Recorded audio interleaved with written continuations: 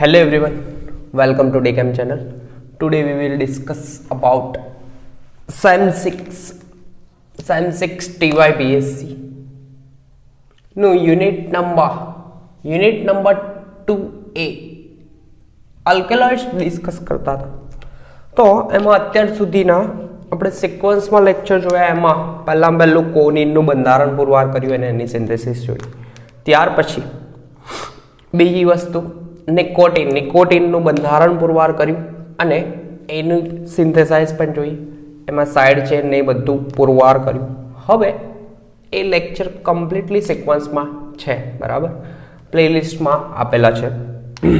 તો આજે જોવાનું છે સિન્થેસિસ ઓફ ટ્રોપિક એસિડ, બરાબર છે. તો એટ્રોપિનનું બંધારણ પુરવાર કરવાનું હોય તો તે એ નેક્સ્ટ લેક્ચરમાં કરીશું, પરંતુ આજે સિન્થેસિસ જોઈ લઈશું. તો સિન્થેસિસમાં એકદમ સિમ્પલ છે કે એટ્રોપિનનું બંધારણ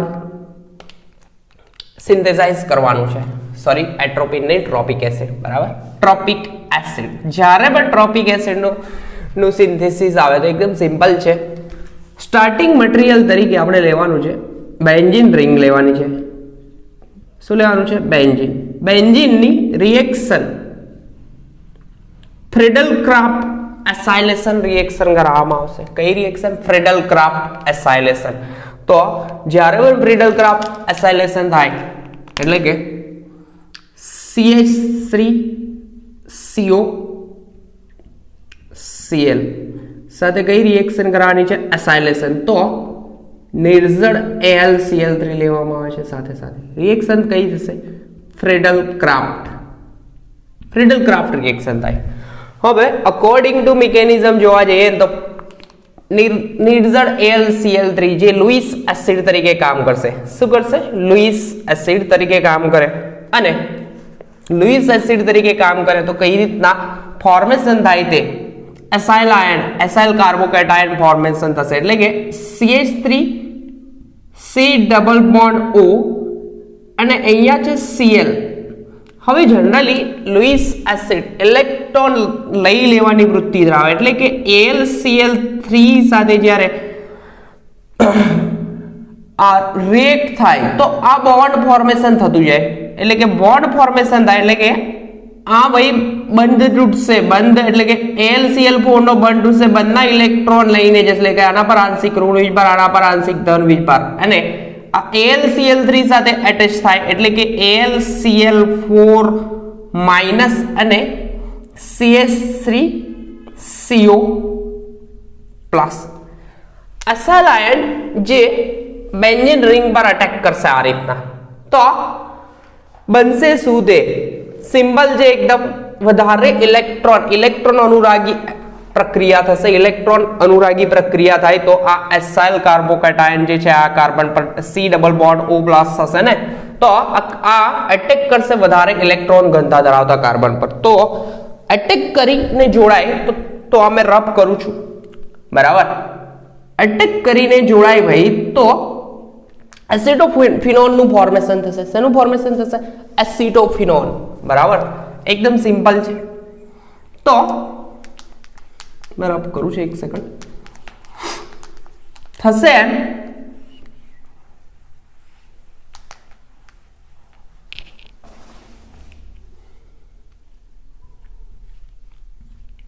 benzene ring as it is में दોરું, બરાબર.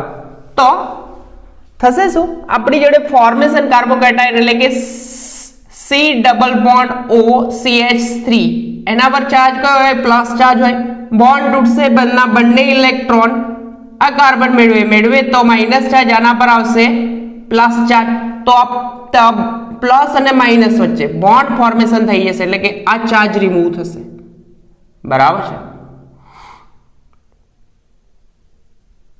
આ ચાર્જ રિમૂવ થશે.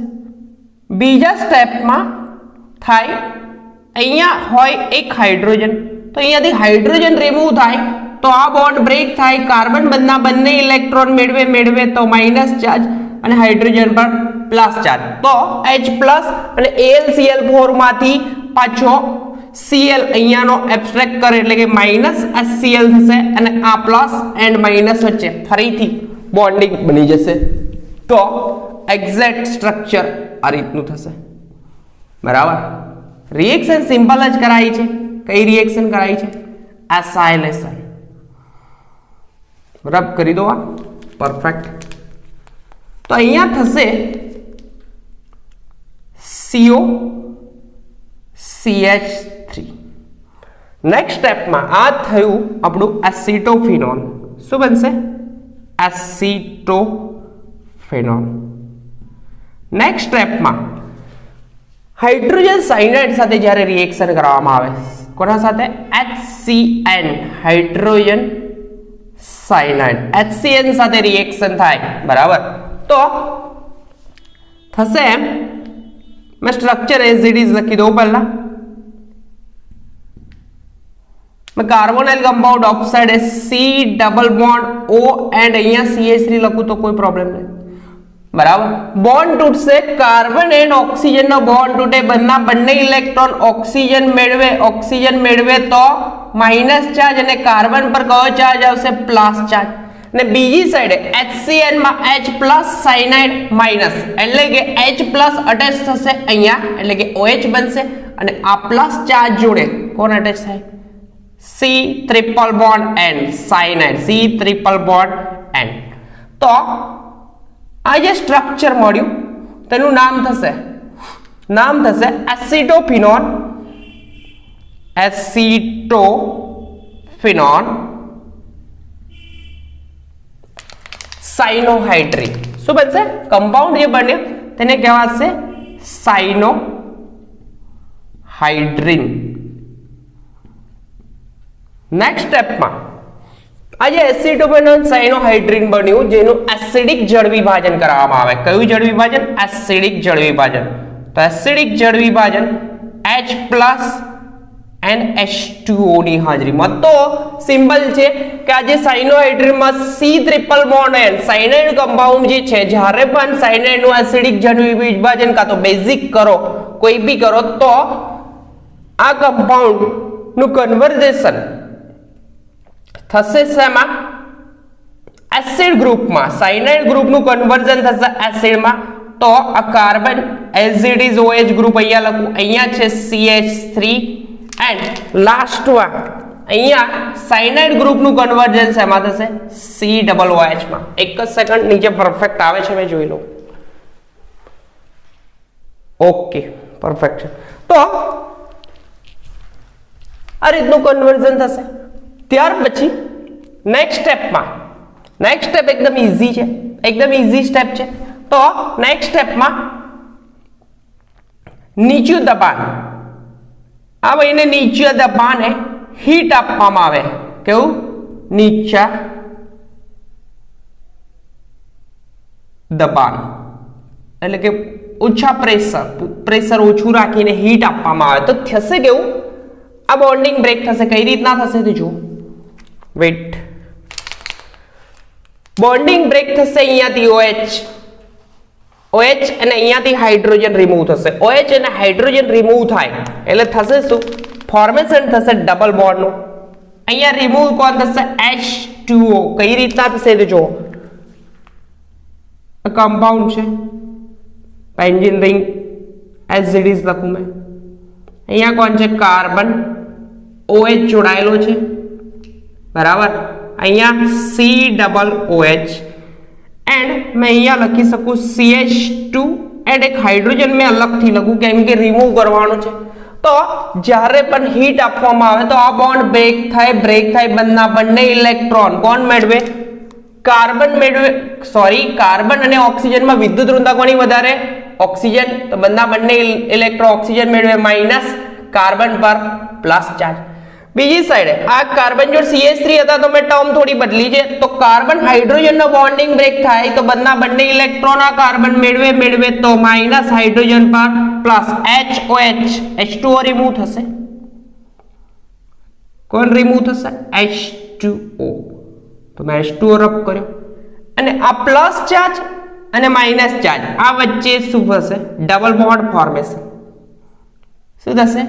Double bond formation. ખબર પડી? એકદમ સિમ્પલ છે. ડબલ બોન્ડ ફોર્મેશન થયું. હવે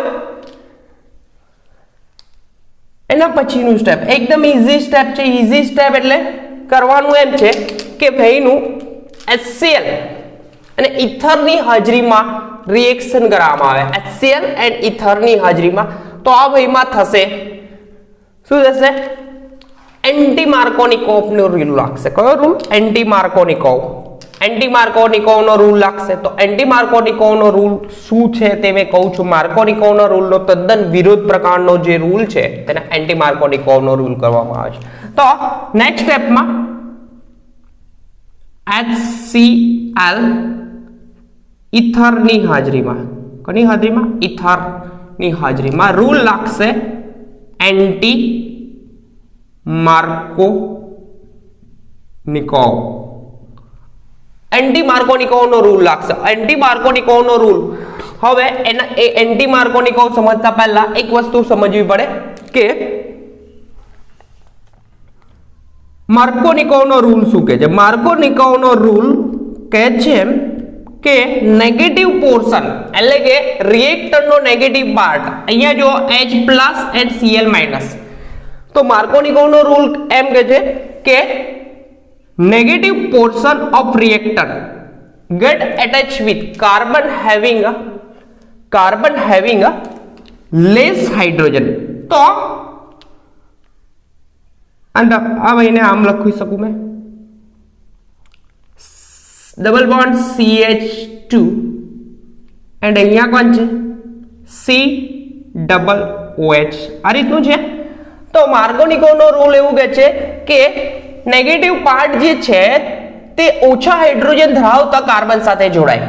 ક્યાં? ઓછા હાઇડ્રોજન ધરાવતા, એટલે કે ડબલ બોન્ડ બ્રેક થાય તો આ કાર્બન સાથે જોડાય. પરંતુ આપણે જોવાનું છે એન્ટી માર્કોનિકોવ. તો નેગેટિવ પોર્શન વધારે હાઇડ્રોજન ધરાવતા કાર્બન જોડે જોડાય તેને એન્ટી માર્કોનિકોવ નો રૂલ કહેવાય. તો અહીંયાથી બોન્ડ બ્રેક થાય, બરાબર, તો બંને ઇલેક્ટ્રોન સિમ્બલ છે આ કાર્બન મેળવશે, કેમ કે આ બાજુ વધારે ગ્રુપ જોડાય તો મેળવે તો માઇનસ અને અહીંયા પ્લસ થશે.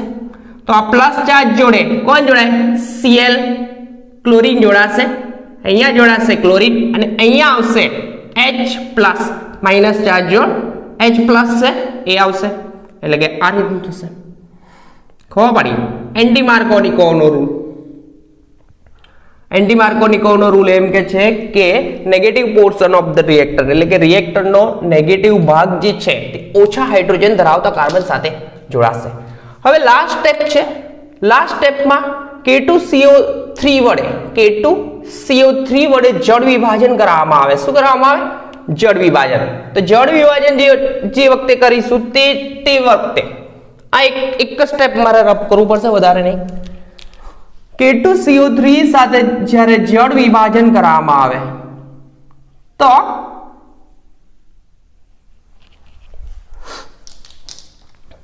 થશે એમ કે એક સેકન્ડ,